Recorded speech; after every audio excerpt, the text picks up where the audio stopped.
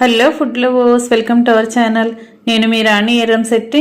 Friends, అప్పటికప్పుడే చేసుకునే potato గారెలండి. చాలా చాలా టేస్టీగా క్రిస్పీగా ఉంటాయి, కరకరలాడుతూ కమ్మగా అనిపిస్తాయి. మీ అందరికీ కూడా నచ్చుతాయి. 1 కప్పు బొంబాయి రవ్వతో 1 బంగాళదుంపతో అప్పటికప్పుడే చేసుకోవచ్చు. గారెలు చేసుకోవాలంటే పప్పు నానబెట్టి కడగటం, రుబ్బటం అంత శ్రమ అనేది లేకుండా అప్పటికప్పుడే ఇలా గారెల ప్రాసెస్ని కంప్లీట్ చేసి ఫ్యామిలీకి సర్వ్ చేయొచ్చండి.